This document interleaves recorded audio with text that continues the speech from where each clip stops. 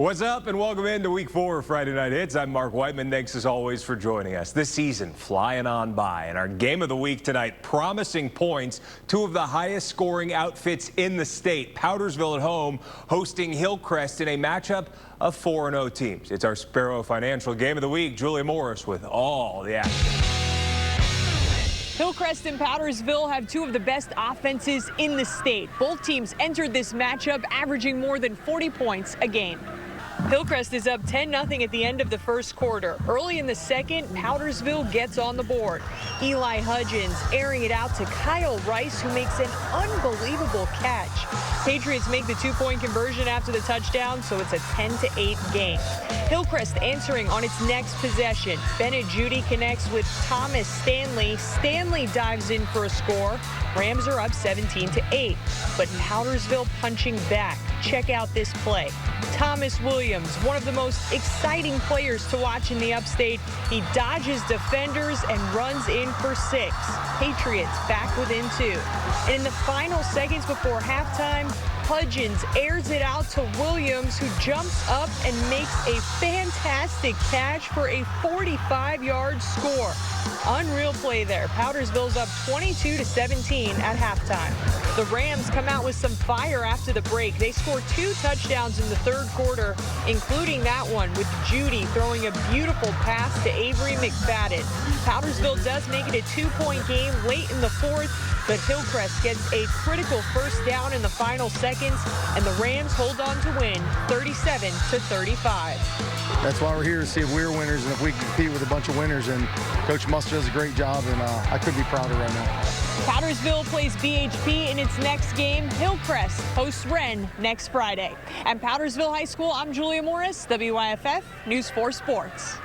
Julia, thank you. Great game. Looking forward to seeing what both do in region play. After their first winning season in more than a decade, the Clinton Red Devils are back at it this autumn, off to a 4-0 start. Only lost 2 games last year, one of which was a 1-point loss at home to Chapman. The Panthers in their friendly confines hoping to turn around their season after a 1-3 start. First quarter now, Chapman punting.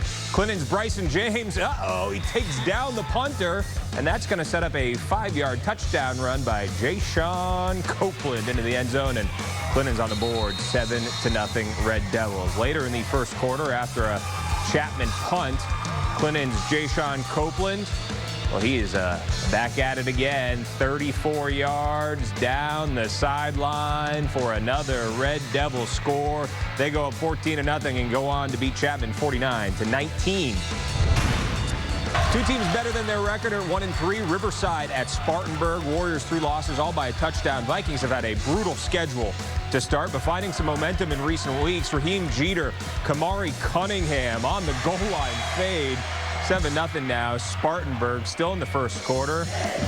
And look at this move right here by Vikings running back Rakeith Kelly. Avoids a tackle, turns on the Jets. Say hello to the sunrise for me, and makes one more man miss for good measure.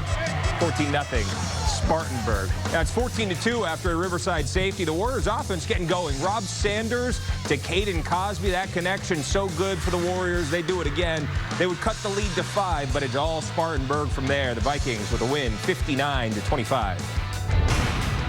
St. Joe's making a statement last Friday, winning a wild back and forth against Seneca to improve to 4-0, hosting the Ware Shoals Hornets. They got their first win last week, but Alex Steyer picked off by John Jaruzelski. His friends call him Johnny. He's got the INT, and he gets the crowd all fired up. Not long after that, Walker Wood pitching it. William Gillespie. Look at this, the balance, tight ropes down the sideline for the 20-yard score. St. Joe's 55-0, beating Ware Shoals. They're now 5-0 this year. All right, let's get to some scores for you. Abbeville beating Crescent 51-7. Jamie Nichols' 200th career win for the Panthers, and Dorman over Clover 37-23. Southside beating Carolina 31-2.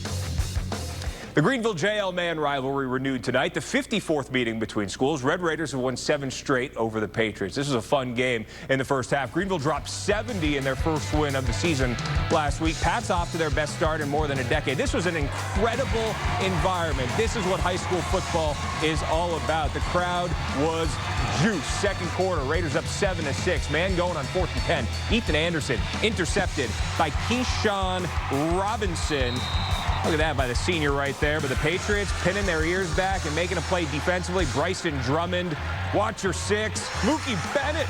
Yo, Mookie, he's doing the right thing for JL-Man. The sack and the fumble gives the ball right back to the Patriots. It's still 7-6. Possession arrow flips again. Now it's the Raiders with the ball and Drummond thinking deep. Mazio Bennett on the business end. 80 yards to the place of residence. Greenville pulls away in this one, 49-6. Daniel on the hunt at home. The Lions hosting Pickens. They have won 13 in a row against the Blue Flame. The Blaine Simons, my son Kelly combination has been lethal for defenses. Kelly is, some would say, all alone. Touchdown Lions. More where that comes from. Simons chucking it up. Eli Merck's down there somewhere. Get up to get down. The senior with a big-time touchdown grab. The Lions would add a score on special teams while they're there, and they extend their school record to 28 straight wins, 42-14 against Pickens. Been a couple down years for BHP, but the Bears are 3-0 at home against Emerald. Scoreless in the first. Emerald's Key Holloway drops back. Face full of Bears. Anthony Brantley coming up with the sack. Now it's BHP.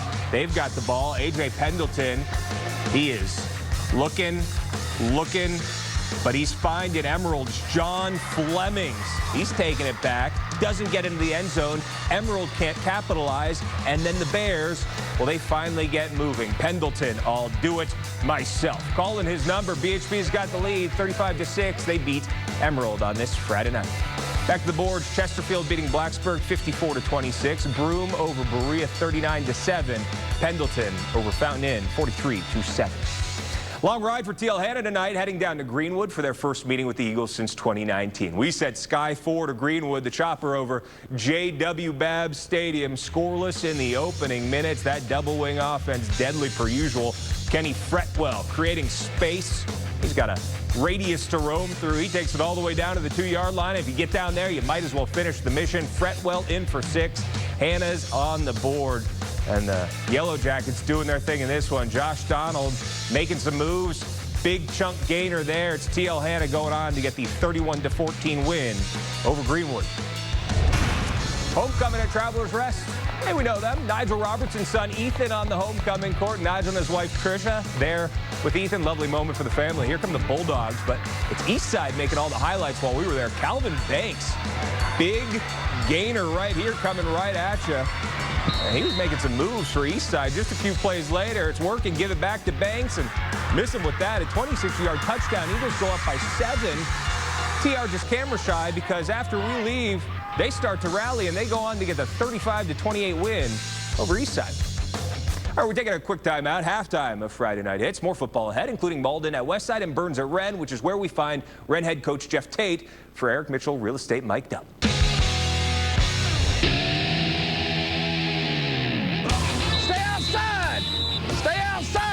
Hey, always check with him. Always check with him. Hey, shake it off. Get some more opportunities. Let's go. Don't be gullible. An opportunity right here. Let's go put it in the end zone. If we were a fish, we'd be on every hook that was thrown in the pond.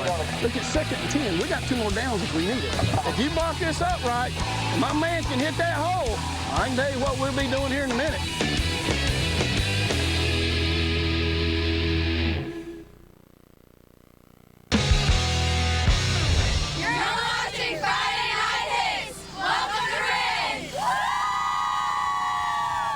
Thank you for the warm welcome, ladies. Red Hurricanes trying to rebound after starting 0-3, taking on unbeaten Burns right to the second quarter. This is our Mr. Sparky drive of the week. On 4th and 9, Wren's Manson Holtzclaw back to pass. He hits Trayvon West for the 27-yard pickup. First and goal from the 5 on 4th and goal. Holtz called back to pass. He hits Caden Hutto in the end zone for the touchdown. That ties the game up at 7. But on the ensuing Burns drive, the Rebels just starting to cook. Colby Shaw hitting Kai Cook for the 12-yard touchdown. And it's Burn big time, 42-7.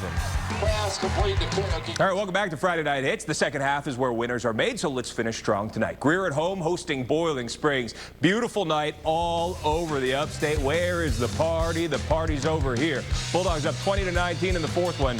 Lincoln Husky connects with Spencer Eisen for the red zone score. 27-19 Boiling Springs. Late 4th quarter now. 4th and goal as Greer's Josh Runyon hits Chase Bird for the touchdown. It's a 2-point game, so the Jackets going for 2 to tie it up, but the Bulldogs stifle them. What a defensive play. Preserve the 27-25 lead. Last gasp for Greer. It's our USC Upstate play of the game.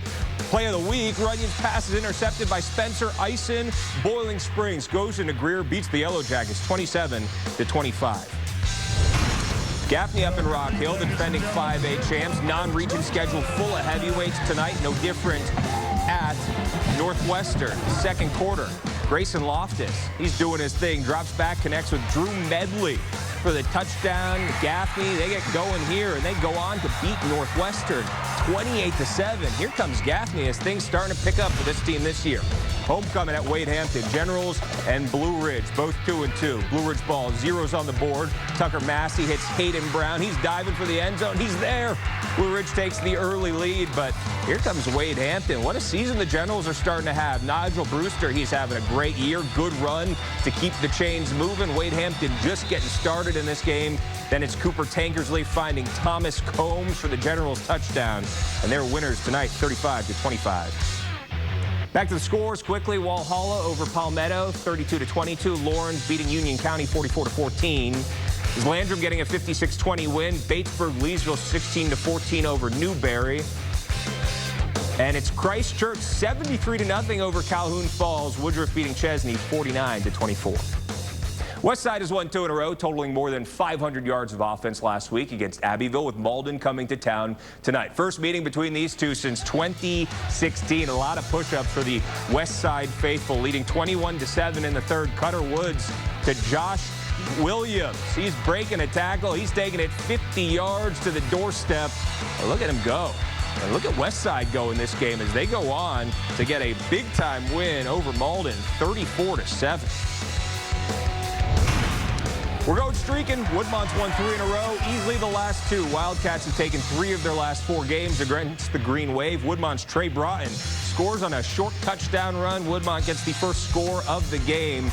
Later, with the score tied at 7-all, Easley's Caleb Sutton. He's going to go in from 7 yards out, and he gives the Easley the lead, 14-7. They get the 36-17 win here.